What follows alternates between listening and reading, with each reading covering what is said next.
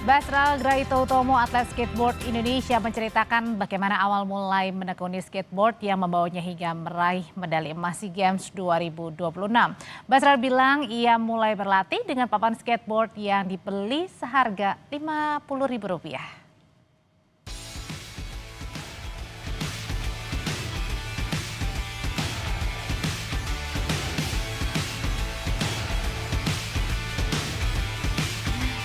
Basral Graito sukses mengharumkan nama Indonesia dengan berhasil meraih medali emas SEA Games Thailand 2025 melalui nomor skateboard street putra.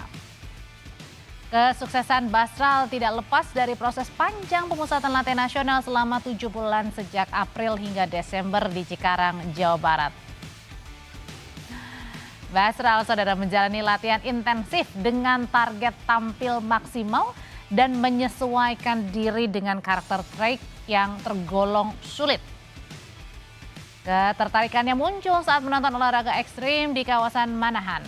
Ia pun kemudian mulai mencoba dengan papan skateboard seadanya yang dibelinya kala itu seharga Rp50.000 dari atau 5.000 ya. 5.000 ini angkanya dari seorang teman.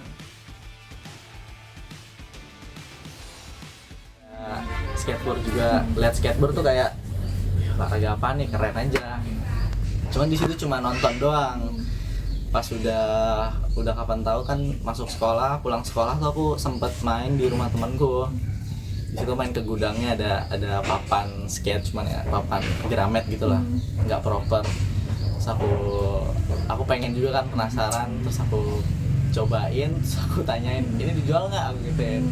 Terus yaudah beli aja 5.000, terus aku beli 5.000. Dan sendiri otodidak, belajar dari YouTube aja. Presiden Prabowo Subianto mengapresiasi pencapaian para atlet Indonesia dengan meraih 91 emas. Ia menyampaikan terima kasih kepada para atlet yang telah berjuang meraih hasil terbaik. Tapi Presiden berkelakar merasa pusing dengan jumlah bonus yang harus disiapkan.